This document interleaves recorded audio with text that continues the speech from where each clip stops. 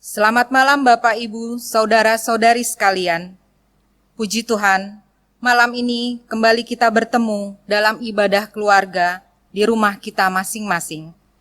Sungguh Tuhan itu baik, walaupun kita berada di rumah saja selama berminggu-minggu, tapi tidak mengurangi rasa syukur dan sukacita kita, karena nyata penyertaannya bagi kita semua. Kita tetap sehat, tetap dapat menikmati berkat, dan terutama masih bisa beribadah bersama. Pemberita firman pada malam ini adalah Penatua Alexander Victor Worotikan dengan tema mengalami pemulihan dan pembaruan dari Tuhan. Untuk itu, marilah kita berdiri, memulai ibadah ini serta memuji Tuhan dengan segenap hati kita dalam nyanyian dari Gita Bakti 4 bait 1 dan 2.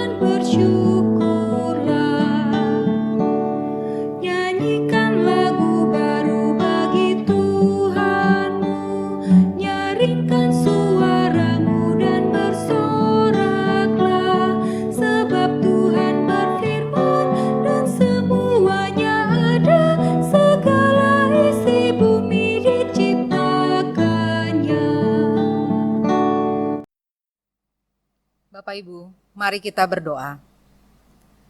Bapa kami yang di dalam surga, Engkaulah tempat perlindungan dan pertolongan kami yang nyata kami rasakan.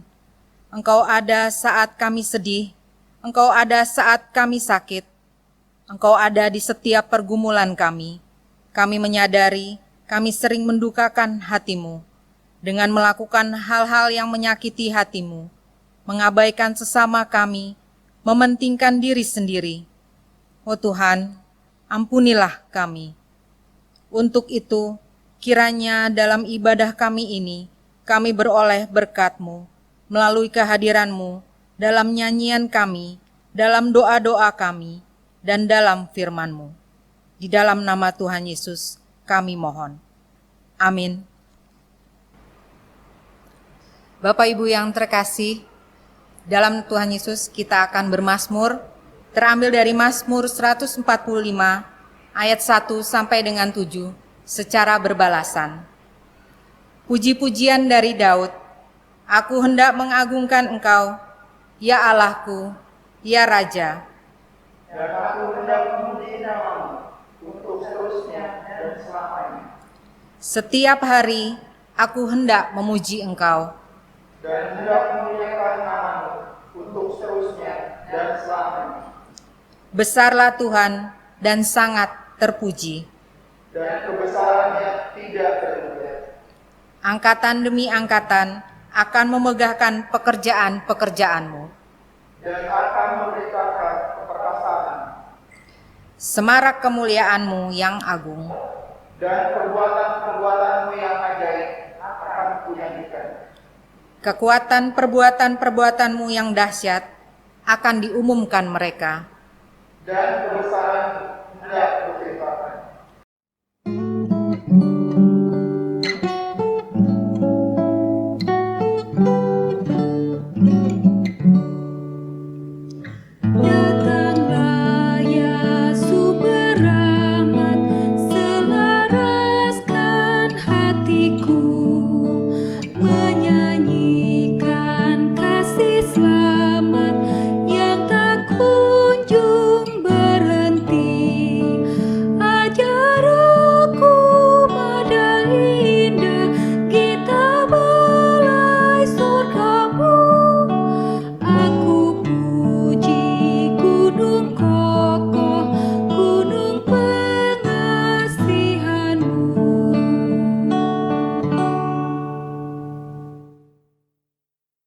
Jemaat kekasih Tuhan, Sebelum sama-sama kita merenungkan bahagian firman Tuhan malam hari ini, kita akan berdoa minta pimpinan Tuhan.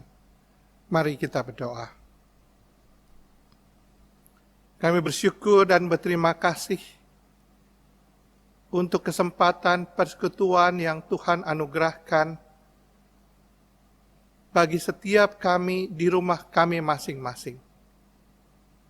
Kami bersyukur untuk waktu yang indah ketika Engkau boleh mengumpulkan keluarga kami di tempat kami masing-masing. Kami akan membaca dan mendengarkan firman Tuhan, merenungkan bahagian firman Tuhan. Anugerahkan kami Roh-Mu yang kudus ya Bapa, agar kami boleh mengerti apa yang Tuhan ingin nyatakan, apa yang ingin Tuhan sampaikan melalui firman-Mu malam hari ini. Berfirmanlah, karena kami anak-anak-Mu siap mendengarkannya. Demi Kristus Tuhan kami yang hidup, kami berdoa. Amin. Jemaat, mari kita berdiri untuk mendengarkan firman Tuhan yang dibaca dari Alkitab Perjanjian Lama. Kita akan membaca Yeskiel 37 ayat yang ke-24 sampai dengan yang ke-28.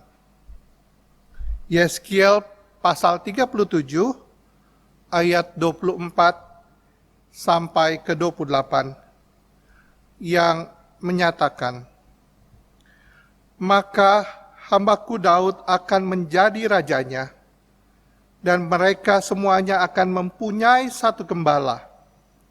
Mereka akan hidup menurut peraturan-peraturanku dan melakukan ketetapan-ketetapanku dengan setia.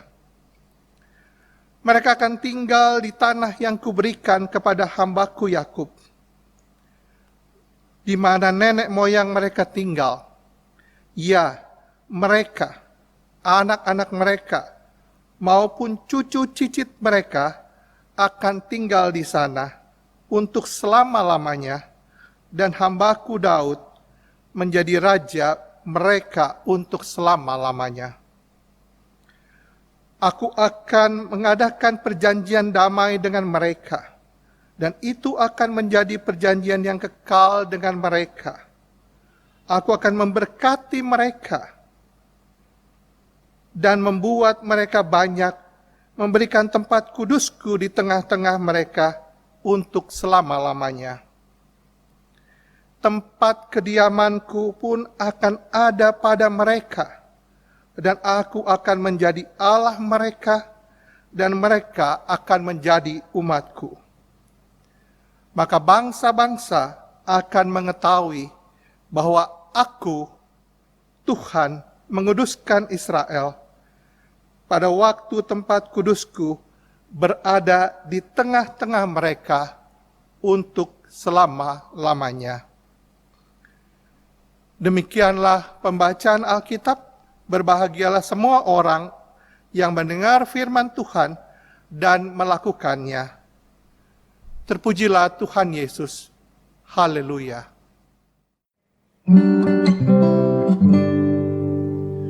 Haleluya, haleluya, haleluya.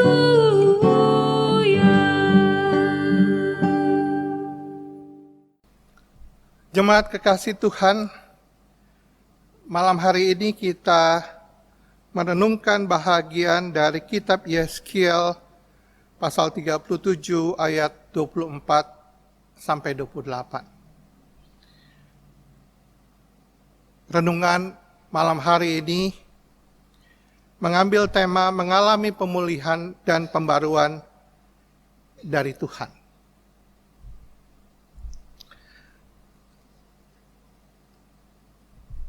Bahagian yang kita baca malam hari ini adalah bahagian terakhir dari kitab Yeskiel. Dari pasal 33 sampai dengan 48, yaitu tentang nubuatan, tentang pengharapan bagi bangsa Israel.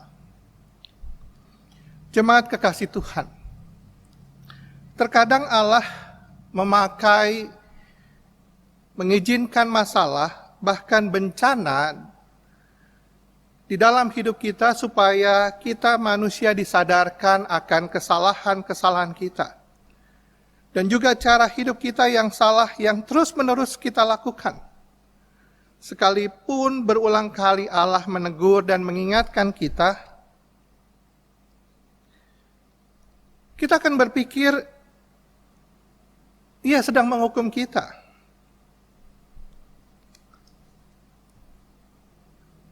Tetapi sebenarnya, Ia sedang mendidik dan mengajar kita.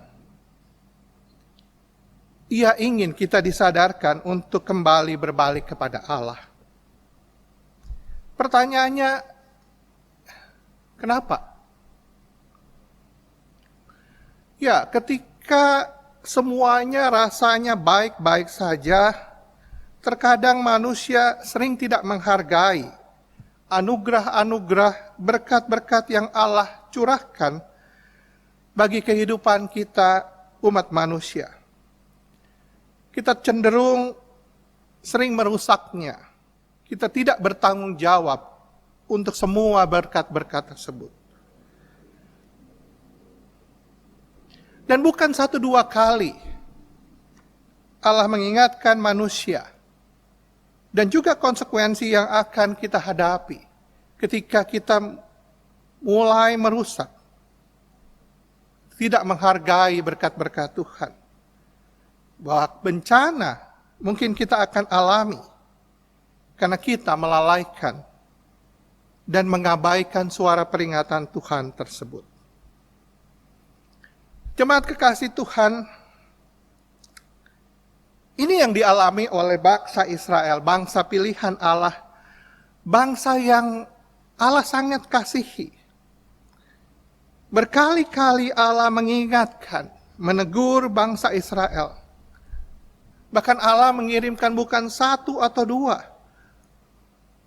tapi banyak nabi untuk terus-menerus menegur, mengingatkan Israel akan kejahatan-kejahatan yang mereka lakukan. Bahkan jauh sebelum Allah menghukum atau menghajar mereka dengan membuang mereka ke Babel. Ketika akhirnya Allah menghukum bangsa Israel, kita melihat bagaimana sebuah bangsa pilihan Allah, bangsa yang sangat Ia kasihi, harus dinista begitu dalam. Kita nanti bisa membaca dari 2 Raja-Raja 25, di sana dikisahkan, kita melihat kisah bagaimana bangsa Israel ini jatuh ke tangan Babel. Raja Babel bukan saja membakar rumah Tuhan, rumah raja, dan semua rumah di Yerusalem. Semua rumah orang-orang besar dibakar dengan api. Tembok Yerusalem juga dirobohkan. Rakyatnya diangkut ke tanah pembuangan ke Babel. Yang ditinggalkan hanya yang miskin. Kita lihat nanti di 2 Raja-Raja 25 ayat 12. Bahkan semua perkakas rumah Allah, rumah Tuhan, bait Allah yang begitu dibanggakan oleh bangsa Israel yang dibangun pada zaman Raja Salomo, dijarah, dibawa semua ke Babel. Para imam dibunuh. Itulah kondisi yang dialami oleh bangsa pilihan Allah yang dihukum, dihajar Allah karena kejahatan-kejahatan dan pemberontakan mereka kepada Allah.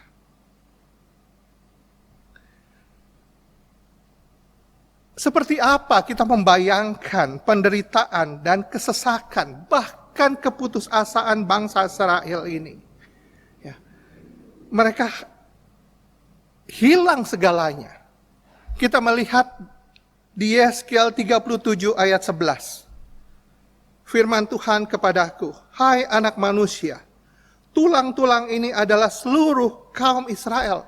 Sungguh mereka sendiri yang mengatakan, tulang-tulang kami sudah menjadi kering dan pengharapan kami sudah hilang. Bangsa Israel, bagi mereka semuanya telah hilang. Pengharapan hilang, lenyap semuanya.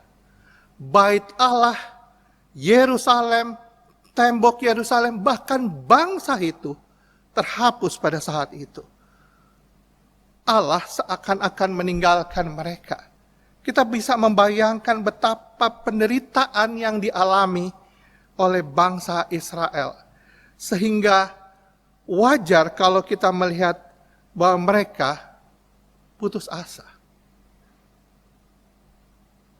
Tidak ada lagi semangat hidup. Bahkan digambarkan seperti tulang-tulang yang kering.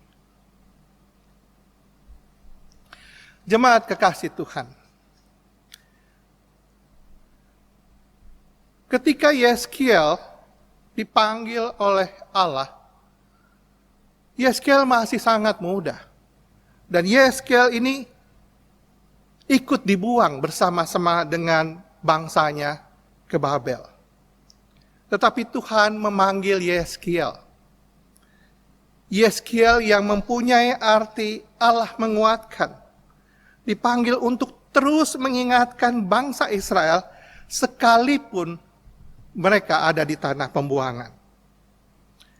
Yeskiel diberikan tugas khusus untuk menyampaikan bukan saja peringatan-peringatan, tetapi kabar baik dari Allah. Yaitu janji-janji Allah bagi umatnya. Janji tentang pemulihan. Janji tentang pembaruan yang Allah sampaikan melalui Yeskiel kepada bangsa Israel.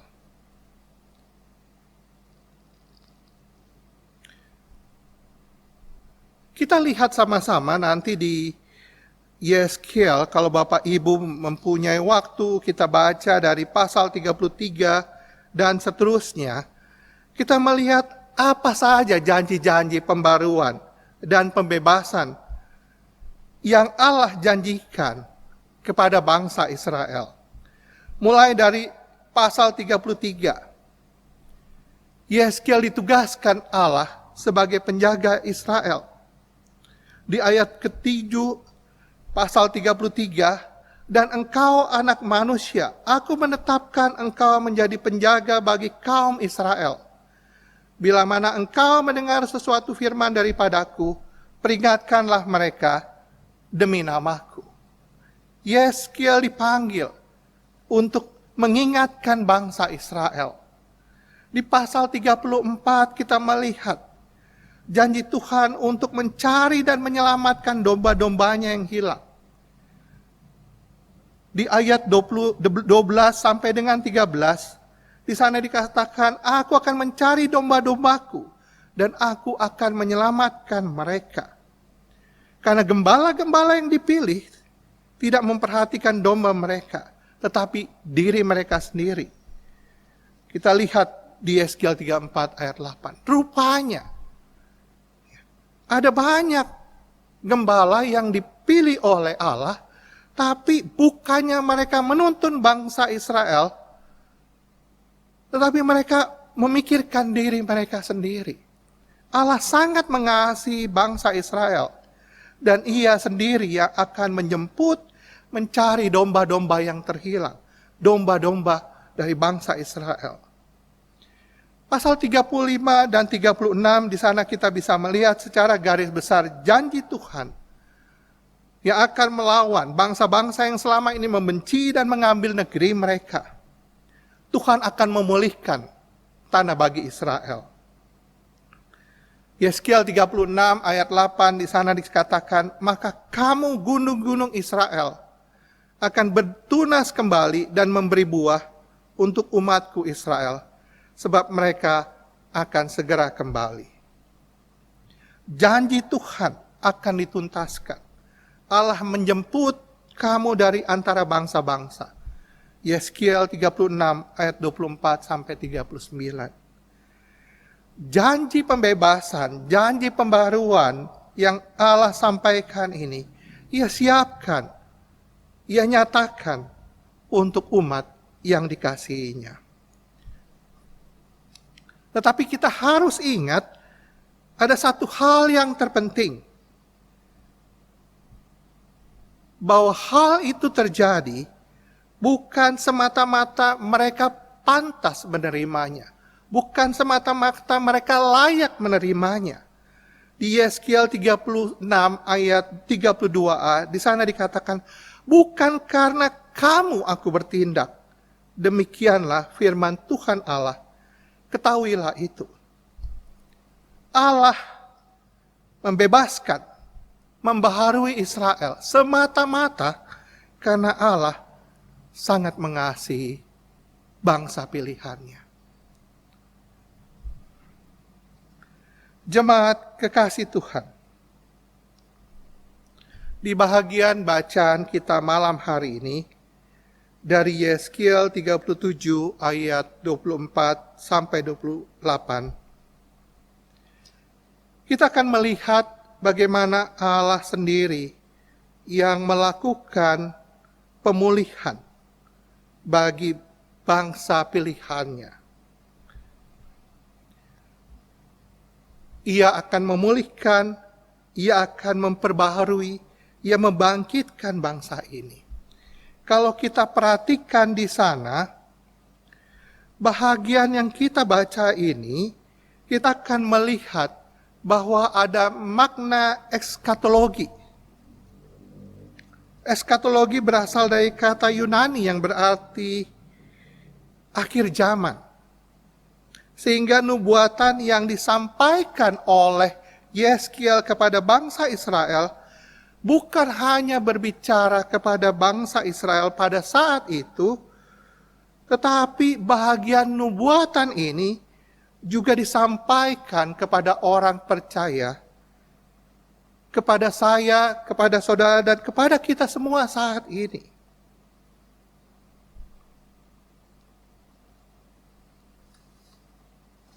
Kita adalah umat Allah yang sudah dibebaskan.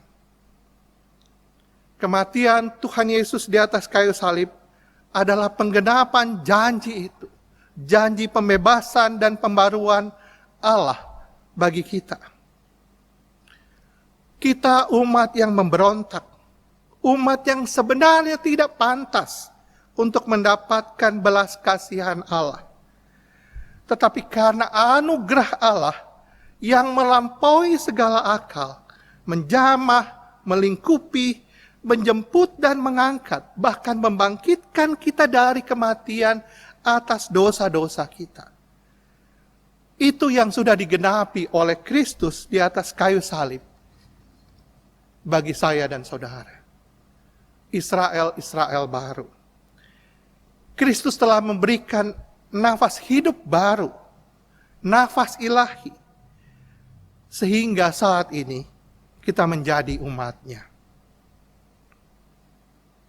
Yeskiel 37 ayat 24 sampai 28 ini berbicara tentang perjanjian baru yang Allah mau buat bagi orang-orang yang sudah ditebus, yang sudah dibebaskan, yang sudah diperbaharui. Di dalam perjanjian baru dengan Allah ini, Israel baru, umat-umat pilihannya, termasuk saya dan saudara, diberikan janji yang baru, diberikan perjanjian yang baru. Apa yang kita bisa lihat dari janji-janji tersebut?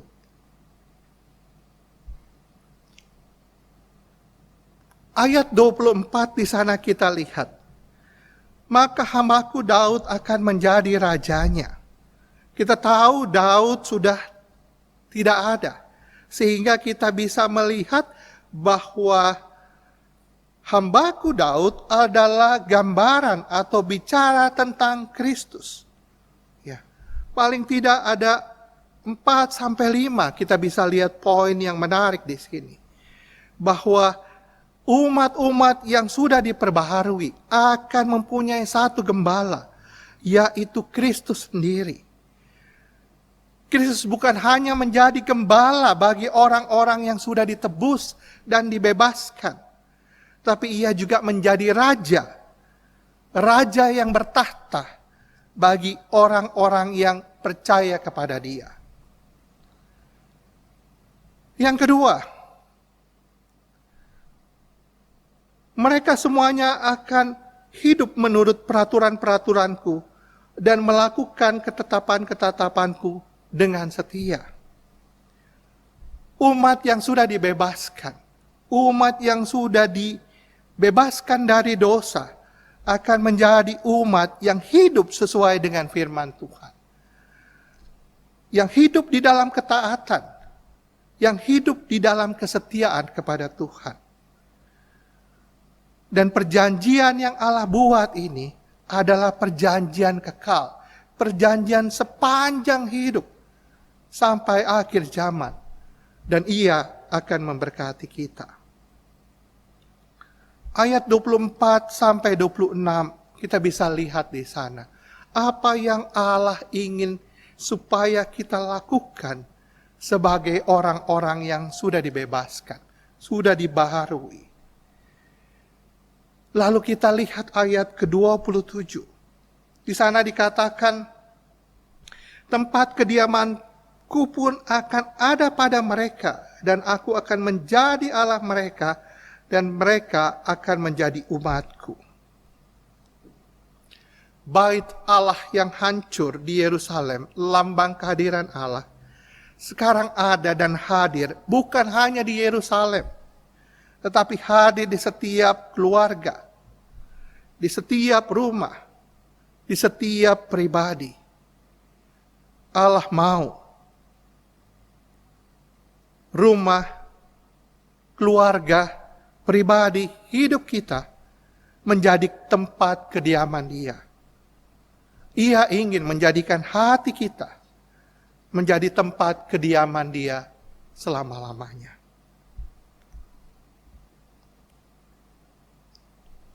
Bahagian yang terakhir, ayat 28 di sana dikatakan, maka bangsa-bangsa akan mengetahui bahwa aku, Tuhan, menguduskan Israel. Pada waktu tempat kudusku berada di tengah-tengah mereka untuk selama-lamanya. Ketika Allah bertahta, ketika Allah hadir di tengah-tengah keluarga kita, di tengah-tengah rumah kita, di tengah-tengah pribadi kita, kita akan melihat bahwa di sana Allah akan ditinggikan. Dan lewat kesaksian hidup kita sebagai keluarga, sebagai pribadi, orang akan melihat bahwa Allah itu hidup. Allah itu hadir. Dan Allah terus berkarya sampai saat ini. Melalui keluarga kita, melalui gereja kita, dan melalui hidup kita. Jemaat kekasih Tuhan, saat ini kita hidup dalam waktu anugerah Tuhan. Janji pembebasan dan pembaruan sudah digenapi di dalam Kristus. Tetapi sampai saat ini, seruan tentang pertobatan terus-menerus dikumandangkan. Seruan untuk kita mengingat kembali perjanjian baru yang Allah sudah buat dengan kita melalui penebusan Kristus. Supaya kita senantiasa hidup di dalam ketaatan akan firman Tuhan. Kita hidup di dalam kesetiaan. Kita hidup sebagai saksi Kristus yang terbuka. Bahkan terkadang Tuhan mengizinkan kondisi saat seperti ini. Untuk mengingatkan kita, umat-Nya, umat pilihan Tuhan. Apakah karena kesibukan kita, baik lewat alasan kerja maupun pelayanan, telah membuat kita lupa mungkin bahwa Ia sebenarnya ingin hadir di rumah dan keluarga saya dan saudara. Benar, saat ini mungkin banyak mimbar gereja yang tutup. Tetapi pada saat yang bersamaan, Allah telah hadir di banyak mimbar-mimbar keluarga di rumah kita masing-masing. Allah hadir. Ia ingin memberkati rumah dan keluarga saya dan saudara. Bersyukurlah. Gereja Tuhan diberkati melalui keluarga-keluarga, melalui pribadi-pribadi yang telah membuka pintu rumah dan hati mereka untuk menjadi tempat kediaman Allah selamanya. Ia telah memulihkan dan membaharui kita. Martin Luther berkata, "Aku hanya punya 2 hari, yaitu hari ini dan hari itu. Saya mau hidup hari ini dalam terang hari itu. Terang hari ketika Kristus kembali menjemput saya dan saudara." Amin.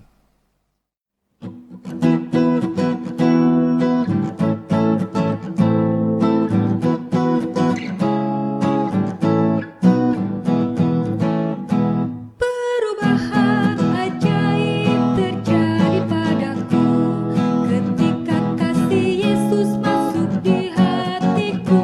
Api Roh-Nya yang kudus murnikan jiwaku, hingga hidupku yang lama kini jadi baru.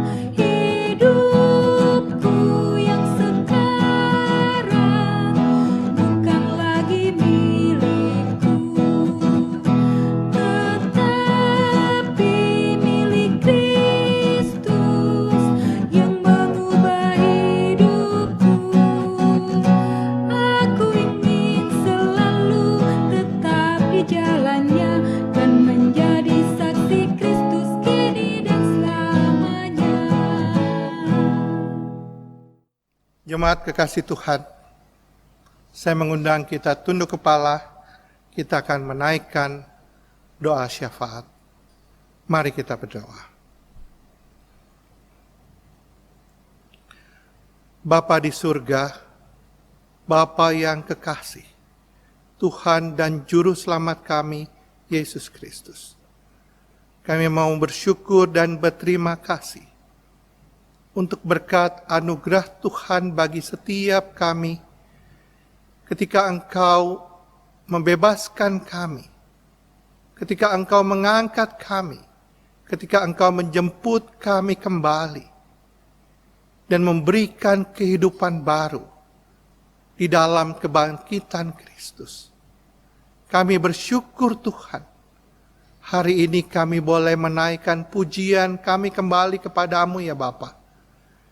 Karena kami boleh merasakan kebaikan Tuhan terus-menerus dalam kehidupan kami. Kami boleh berkumpul dengan keluarga, kami boleh mendengarkan firman Tuhan. Kami boleh memuji dan memuliakan Engkau, walaupun saat ini kami ada di rumah kami masing-masing. Kami bersyukur untuk firman Tuhan yang sudah didengarkan hari ini. Kami bersyukur untuk firman Tuhan yang sudah kami renungkan bersama-sama malam hari ini. Biarlah firman ini boleh memberikan kami terus kekuatan, semangat baru, ketika Engkau mengingatkan kami kembali akan janji-janji Tuhan bagi kami, anak-anak, orang-orang pilihan Tuhan. Terima kasih Bapa. Tuntun dan bimbing kami, agar kami boleh hidup di dalam kemurahan Tuhan. Kami boleh hidup untuk taat dan setia. Dan kami boleh menyerahkan keluarga kami, rumah kami, menjadi tempat kediaman-Mu. Terima kasih Bapa di surga. Malam hari ini ya Bapa, kami mau berdoa bagi gereja Tuhan di seluruh tempat di muka bumi ini, secara khusus di tengah-tengah bangsa kami, bangsa Indonesia. Ketika banyak gereja harus menutup pintu gereja, kami tetap bersyukur bahwa Engkau hadir di tengah-tengah rumah-rumah kami. Engkau menemani kami. Engkau menghadirkan mimbar di tengah-tengah keluarga kami. Engkau menuntun kami untuk bergaul erat dengan Engkau. Terima kasih Bapa. Biarlah pengalaman iman ini menuntun kami semakin dekat dan semakin mencintai Engkau. Berkati gereja Tuhan lewat segala program yang harus dimodifikasi karena kondisi ini Tuhan. Berkati terus pelayanan yang disampaikan lewat berbagai media sosial Tuhan. Kami bersyukur untuk anak-anak Tuhan yang Tuhan pakai sedemikian rupa, sehingga melalui mereka siaran-siaran firman Tuhan terus diperdengarkan, terus disampaikan, dan kami boleh terus dikuatkan. Terima kasih Bapa. Bapa yang terkasih, malam hari ini kami juga mau berdoa bagi saudara-saudara kami yang berduka karena orang-orang yang mereka kasih dan cintai Tuhan panggil beberapa waktu yang lalu. Kami berdoa Tuhan untuk keluarga Ibu Harisno. Kami berdoa juga untuk keluarga Bapak Pendeta Robert William Martin. Engkau telah memanggil orang-orang yang mereka cintai dan kasihi dari tengah-tengah mereka. Engkau memanggil Bapak Harisno. Engkau memanggil kerabat dari Bapak Pendeta Robert William Martin. Berikan kekuatan dan penghiburan bagi mereka ya Bapa. Agar di tengah-tengah rasa duka yang mendalam, mereka boleh melihat kekuatan dan penghiburan dari Allah yang sejati, yang terus hadir di tengah-tengah kehidupan mereka. Terima kasih Bapa. Kami berdoa juga untuk pemerintah bangsa dan negara kami. Pimpin seluruh pimpinan kami ya Bapa. Dari Bapak Presiden sampai seluruh pimpinan di seluruh tempat di tengah-tengah bangsa ini. Berikan mereka hikmat yang daripadamu. Agar lewat pimpinan mereka, kebijaksanaan-kebijaksanaan yang Tuhan anugerahkan melalui pemimpin bangsa kami, kondisi ini boleh cepat berlalu.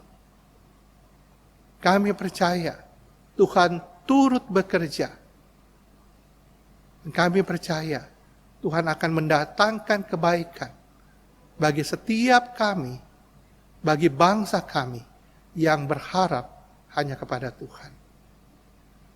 Akhirnya kami membawa keluarga kami, kerabat kami, dimanapun mereka berada. Berikan mereka terus sukacita, berikan kekuatan dan kesehatan. Berikan terus kami semangat untuk hidup dan menjalani hidup yang Tuhan anugerahkan ini. Agar lewatnya kami terus boleh berkarya. Berkarya untuk menyaksikan kebaikan Tuhan. Berkarya untuk menyaksikan bahwa Tuhan adalah Tuhan yang hidup. Terima kasih Bapa di surga. Dengar dan sauti doa kami yang kami naikkan hanya dalam Kristus Yesus Tuhan kami yang hidup, yang sudah mengajar kami berdoa. Bapa kami yang di surga, dikuduskanlah namamu, datanglah kerajaanmu, jadilah kehendak-Mu di bumi seperti di surga.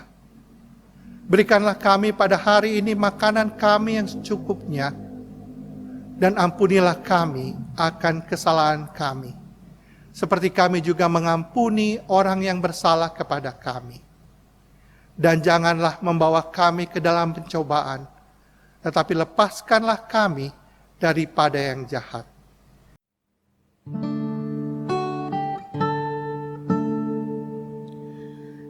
Karena Engkaulah yang mempunyai kerajaan dan kuasa dan kemuliaan sampai selama-lamanya.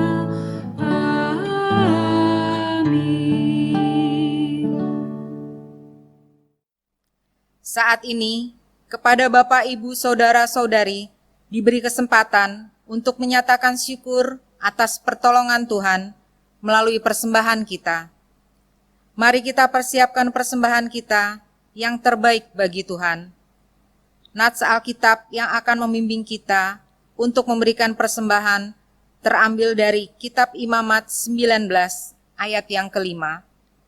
Apabila kamu mempersembahkan korban keselamatan kepada Tuhan, kamu harus mempersembahkannya sedemikian, hingga Tuhan berkenan akan kamu. Tuhan memberkati persembahan saudara.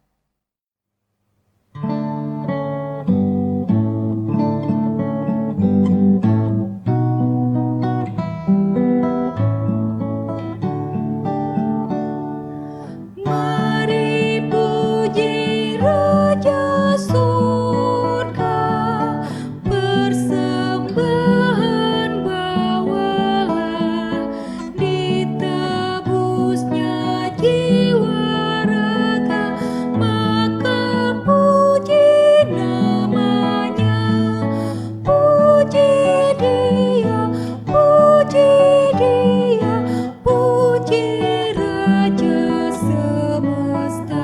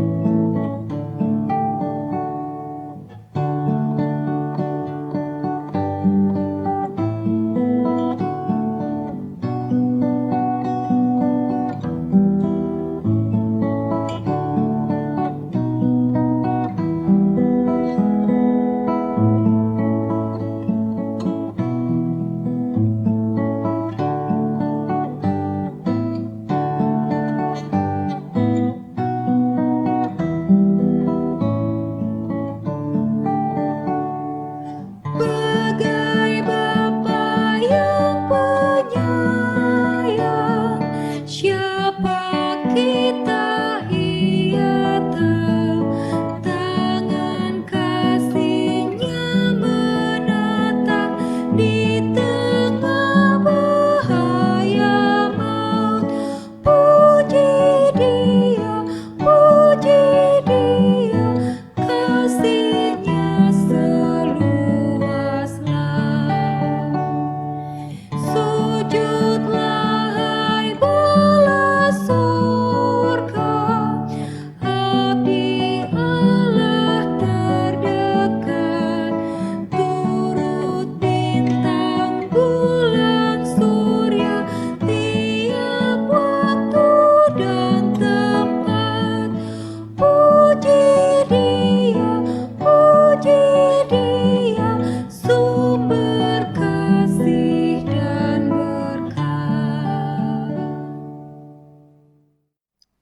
Saudara-saudaraku, mari berdiri.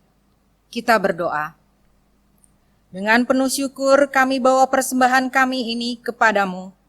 Ya Tuhan, kuduskan dan berkatilah persembahan kami, kiranya dapat dipakai dan dikelola untuk perluasan kasih dan kemuliaan-Mu. Di dalam nama Tuhan Yesus, kami alaskan doa ini. Amin. Saudara-saudara yang dikasihi Kristus, lakukanlah yang Allah ajarkan melalui firman-Nya malam hari ini. Peliharalah agar terus bernyala dalam hidupmu, sehingga siapapun yang berada di dekatmu mendapat terang. Kita menyanyi dari Gita Bakti 225, dari semula telah kau tetapkan.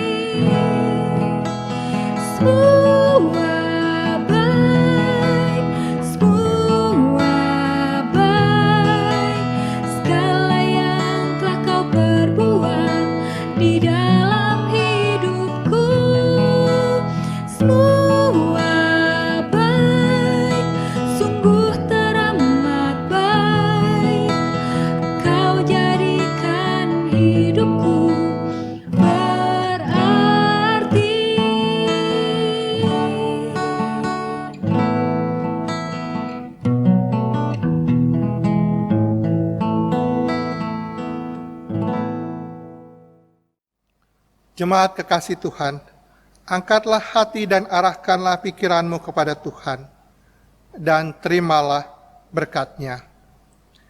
Kasih karunia Tuhan Yesus Kristus, kasih Allah, dan persekutuan Roh Kudus menyertai kamu sekalian.